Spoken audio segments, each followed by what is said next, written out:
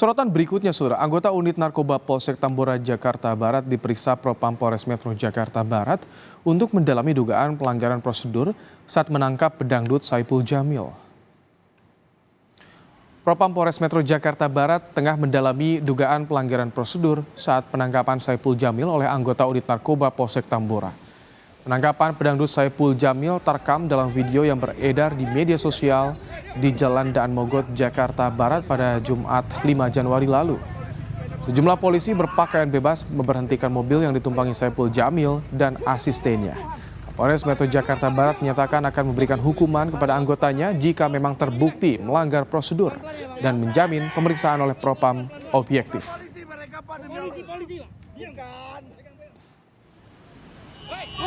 Bang Ipul, ini Saipul Jamil, tolong, Saipul Jamil, gua mau dirampak.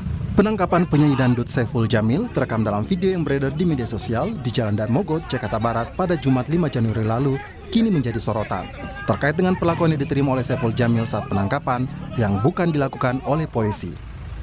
Yang mengetuk kaca, yang memukul tersangka S ini dan juga yang memaki-maki dengan bahasa kasar.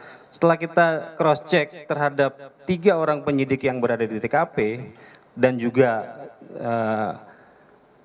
videonya itu bukan anggota kami. Jadi ini sedang kami lakukan proses penyelidikan juga. Minggu sore, polisi membebaskan pedangdut Saipul Jamil setelah Saipul dinyatakan negatif narkoba usai dilakukan tes laboratorium rambut. Sementara pengemudi yang juga asisten pribadi Saipul Jamil, Steven, ditetapkan sebagai tersangka setelah hasil tes urin positif menggunakan narkoba. Tim Liputan, Kompas TV. Anggota Polsek Tambora, Jakarta Barat diperiksa Propam karena diduga ada kesalahan prosedur saat penangkapan pedangdut Saipul Jamil di Jelambar pada Jumat pekan lalu. Membahas soal kesalahan prosedur saat penangkapan, saat ini kami sudah bersama dengan Komisioner Kompolnas Yusuf Warshim. Selamat petang, Pak Yusuf. Selamat petang, Mas Ibrahim. Baik, Pak Yusuf, bagaimana Kompolnas menyoroti soal drama penangkapan Saipul Jamil? Baik, terima kasih.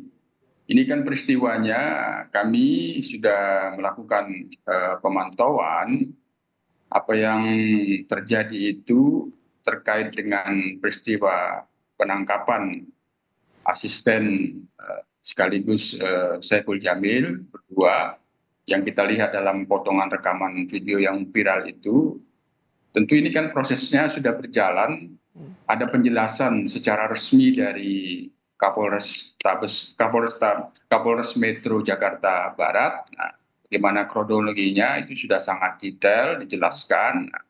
Sampai hari ini kami sudah mendapatkan informasi sebagaimana yang telah kami sampaikan juga dalam beberapa waktu lalu bahwa untuk memastikan agar peristiwa itu apakah memenuhi standar prosedur dalam penangkapan, tentu anggota yang bertugas pada saat itu perlu dilakukan pemeriksaan apakah memang sudah sesuai dengan standar. Nah, ini sudah berjalan, saya kira ini cukup responsif, penjelasan tanggal 7 oleh Kapolres Metro dan sekarang prosesnya personil yang bertugas pada saat itu dilakukan pemeriksaan, apakah ini pemeriksaan pendahuluan, tapi ini sudah cukup responsif agar bisa menjelaskan apakah peristiwa yang terekam terhadap Saipul Jamil itu sesuai dengan standar atau tidak, biar kita serahkan pada Pak Yusuf.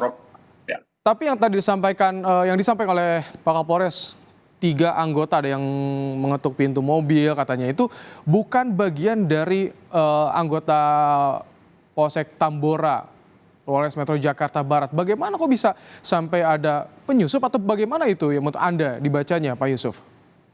Ya, kalau kita cermati dari kronologinya kan itu tidak hanya pada peristiwa yang terekam. Nah, peristiwa yang terekam itu kalau kita cermati dari penjelasan itu ada di Daan Mogot, tapi kronologinya tidak di situ. Peristiwa sebelumnya proses penangkapan itu sudah ada, yang itu disimpulkan oleh penyidik si pengendara yang sebenarnya akan ditangkap dalam arti kabur mengendarai dalam kabur dengan kendaraan mobil itu sempat menyenggol warga, yang warga itu sendiri tidak bisa terima, yang dalam penjelasan kita lihat dalam kronologinya itu juga ikut melakukan aksi. Apakah yang terekam itu adalah bagian dari warga yang sebelumnya tersenggol oleh mobil yang dikendarai itu atau tidak, maka disinilah pentingnya untuk dilakukan pemeriksaan secara komprehensif.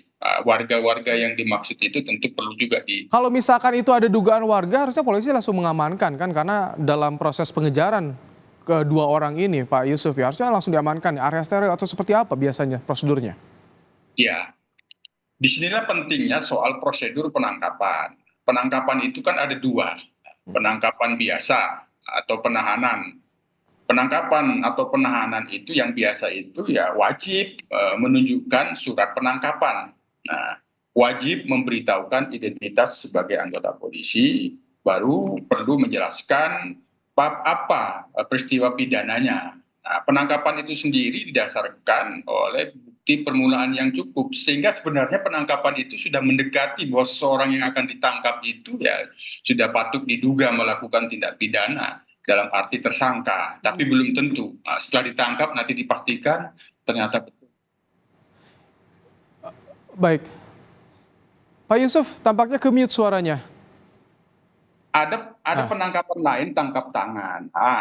Kita menduga ini tentu kalau kronologinya itu cukup panjang, ada pembuntutan sehingga mendapatkan informasi ada transaksi narkoba sehingga dilakukan pengejaran. Nah, ini berarti ada operasi tangkap tangan, yang itu operasi tangkap tangan tentu harus ada barang buktinya. Nah, barang buktinya ada atau tidak, itulah yang ingin dipastikan oleh penyidik sehingga dilakukan pengejaran. Dalam kronologi dijelaskan asisten yang mengendarai itu melakukan kabur dengan kendaraannya itu yang kita lihat. Nah, jadi kita duga bahwa ini operasi tangkap tangan, bukan penangkapan biasa. Tapi operasi tangkap tangan kan tetap harus menunjukkan bahwa saya anggota polisi.